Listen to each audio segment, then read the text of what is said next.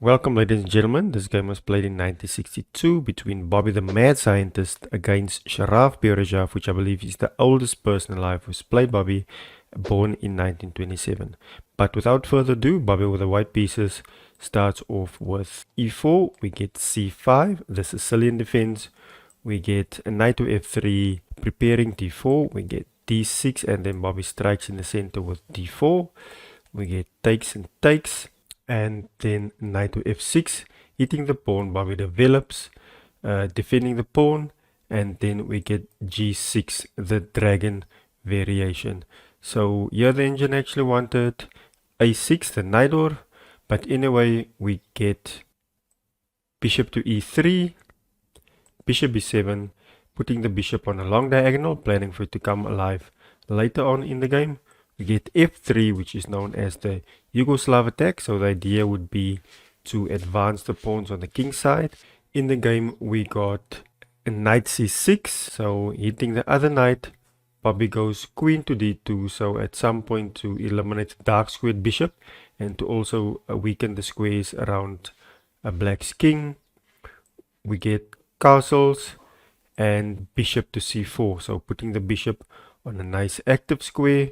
We get knight to d7, routing the pieces towards the queen side.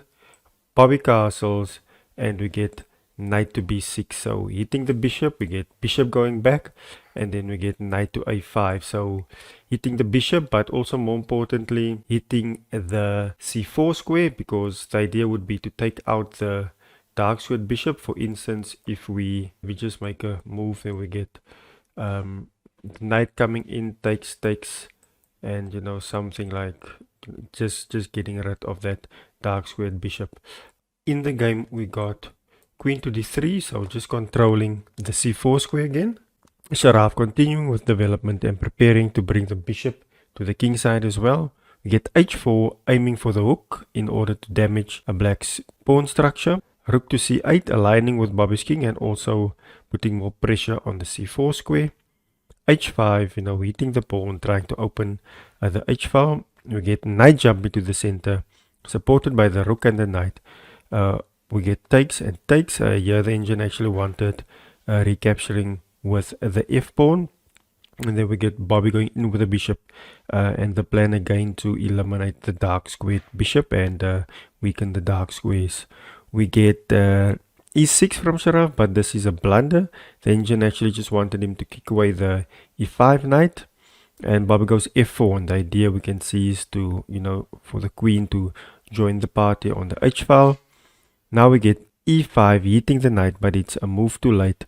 And here I would have actually done something like, just taking the pawn, but this is immediately losing to bishop recapturing, because you can't take because of the check coming in and you picking up the rook. So Bobby played the best move in the position, which is, oh no, my knight to f5, best move according to the engine. And if you take with a pawn, then you are just in trouble. Mate in 8, and you're just getting busted. So going back, Sharaf took the knight with a bishop takes, and then we get a tactical sequence here from Sharaf according to him. So he captures, we get king takes, and then e4. So a seemingly clever little push with the pawn hitting the queen, and there's also a pin on the knight, which is also hit by the rook. So, learning from Tal, Bobby never moving his queen when his queen is attacked. Can you spot the winning sequence, ladies and gentlemen? Yes, Bobby went bishop to b7, and in this position, if you take the queen, then it's just forced mate. So that's why that would still be bad. In the game, we got king takes bishop on g7, and this is just a winning for white. But in the game, Bobby played the best move, going in for the kill with knight taking the pawn. And there's just pain coming, and Sharaf resigned in this position, ladies and gentlemen, because this is mate in 11 and would have played out as follows.